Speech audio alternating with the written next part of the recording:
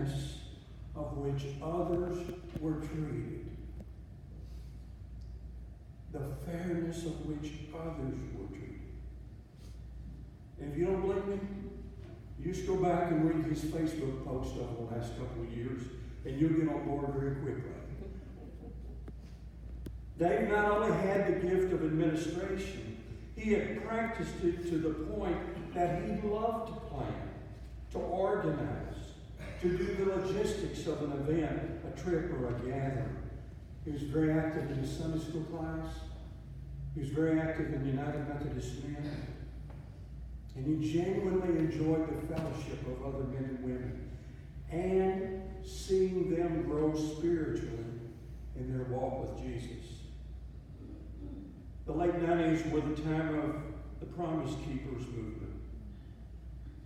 I remember well sitting with Dave and Clyde Halstead and Blake Smith and others when we were going to an event that Dave was talking to us about. Promise Keepers, we're going to fill the Liberty Bowl with all these men. And Coach Bill McCartney's come in and founded this movement, and we're going to praise and worship and learn and grow. And he helped do all that planning to get us there. And sure enough, he was right. The Liberty Bowl was filled with thousands of men who were worshiping and praising Jesus and growing in their faith. And we came back from that experience. It revitalized many relationships in our church, and many of our men grew spiritually and more devoted to their wives and to their families. And Dave was among them. Dave was a leader in that. And when the founder of the Promise Keepers movement, Bill McCartney, announced and invited 1 million men, 1 million men, at least 1 million men in this country, to come to Washington, D.C. and gather at the National Mall is a testimony, a witness, and a praise of believers from throughout this land and in fellowship and support of one another for the discipleship that Christ was calling us to do. Dave was an early adapter and bought into that, and he was in his element. He organized that trip of a couple of vans down to the 30 minutes and the hour, both going there and coming back. And while we were there, he lived in the area. He was familiar with which train to get on, which subway station to get off, the whole thing. And he was truly in his element. It was difficult for him to sit sometimes for long periods of time. And so we're gathered out there in the National Mall in the middle of all this grass and 1 million people. 1 million people.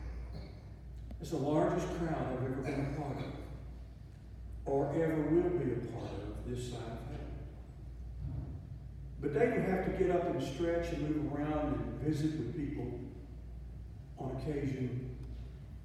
And I remember looking at him when he stood once. Gene, he did this. He turned to his left. I can still remember what section we were in. And here, about 200 yards away, was a Washington Monument. And he looked that way. And then he looked on down the mall to his left. And he was looking at the Vietnam Veterans Memorial with sloping walls. And there at the far end of the mall was, you could barely make out the face of the great emancipator, Lincoln himself. And there were men down there on both sides of the Korean War Memorial, the reflecting pool, all the way up to the Washington Monument, up past where we were by the Smithsonian. And then he kind of did this full 360. He turned around, I could see the most satisfied smile that I think I've ever seen on a human face. He looked around at that crowd, and then he looked straight ahead at our nation's capital. And he realized that he had a part in making that happen.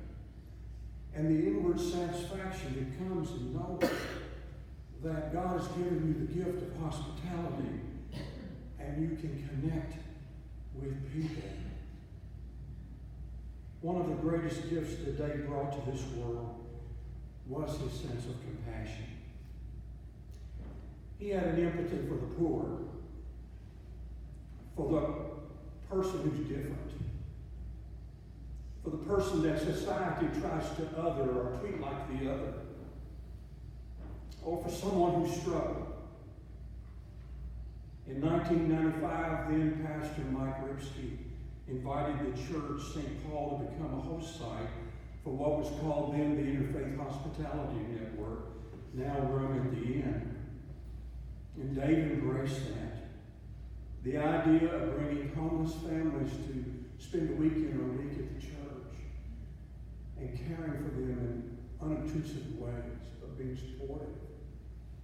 In fact, as I've sat here this afternoon and heard from these wonderful children and from everybody who's given a witness, the common theme has always been house or home, hasn't it?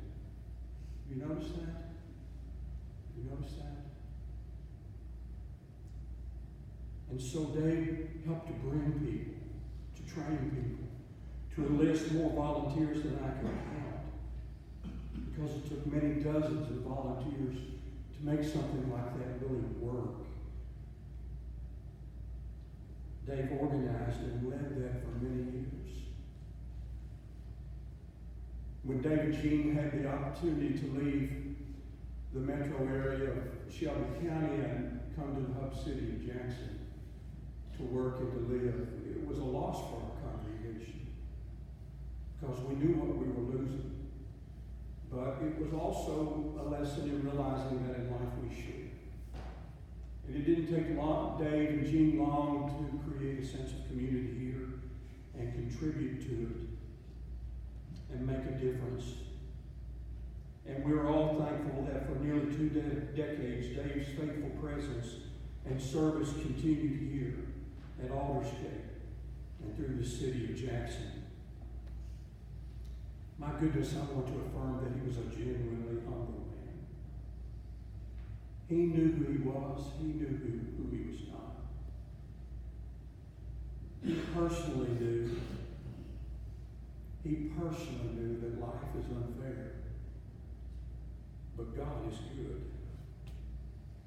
Dave was a man of faith who put his trust through Jesus the Christ. He was a disciple of the Lord who followed him in obedience through baptism and sought to grow in faith and service all his life.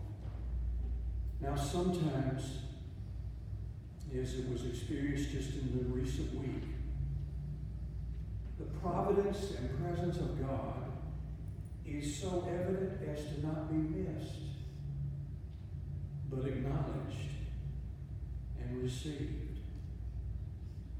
When the options of treatment grew few and the pain of procedures proved too significant to endure and accept, God sent a chaplain from Vanderbilt Hospital to visit with Dave, who opened the Word of God to Dave and simply reminded Dave of what Dave in Dave's heart already knew, of God's unfailing love and presence.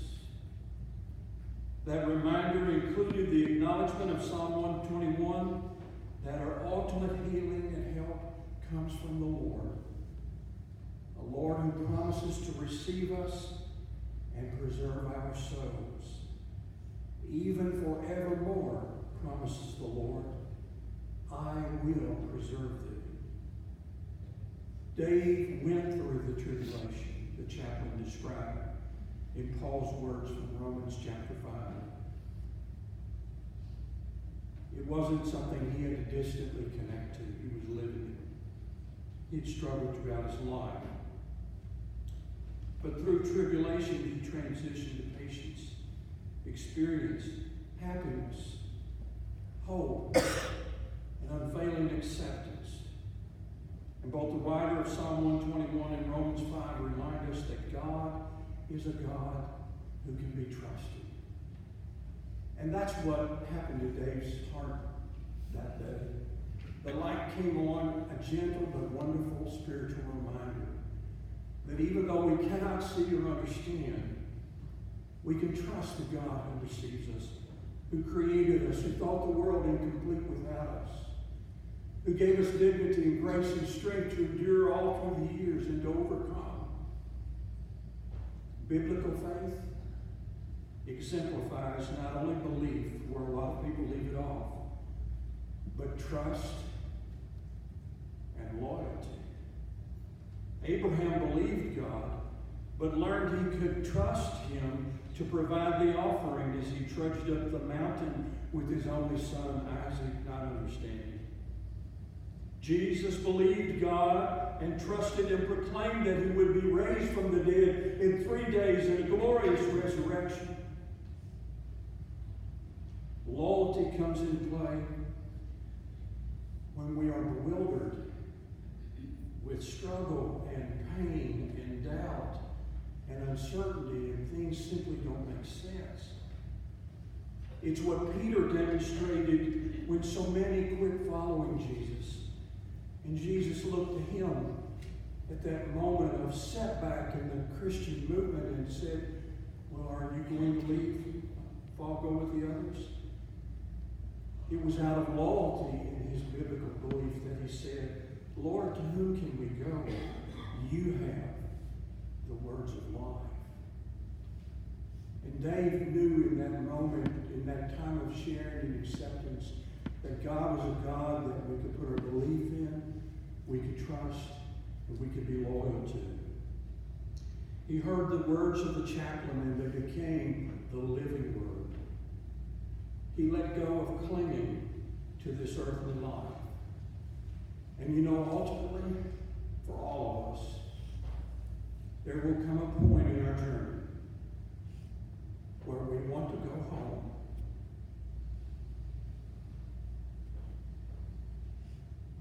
I've never met a person that didn't want to go home. They came home with a trust and a loyalty that helped him to lean back into the receiving arms of Jesus, who welcomed him into a heavenly home, not made by human hands. Dave's got a new view today. It's another 360 view. Even as awesome as that view is from our National Mall, it's a greater view with yet another perspective. God promises on that day, as he said in the latter chapters of Revelation, on that day I will wipe away personally every tear from your eyes. I don't know how you understand that or take that, but let me tell you where I'm coming from, the struggle of my own life and the witness of awesome people like Dave Ralston. On that day, God's not going to delegate that to Abraham, Isaac, or Moses, or Mary, or Ruth, or the 12 elders, or the 12 disciples, or the countless hosts that have gone ahead of us, or will come, or the angels, or the principalities, the cherubim, and the seraphim. God's not going to delegate that. On that very day, God's going to personally wipe away the tears. I take it straight out of 1 Corinthians 13, that now we see through a glass darkly. But then, brothers and sisters, we're going to see face to face. I believe his eyes were opened. And I believe as he looked down the length and the depth and the heights and the glory of heaven, it began to make sense in a way that he could never completely see it with adequate clarity in this world. And Dave was welcomed home. And yes, with the words, well done. Well done. Would you say it with me? Well done, thy good and faithful servant. Today, in the presence of the Lord and a cloud of witnesses much larger than 1 million men on the mall, have this image, family and friends. Nobody likes to be remembered as an illness, or that person in room 221, or that patient down the hall. None of us want to be remembered that way. We want to be remembered when we were at our best, when we were at our truest, when we gave our best.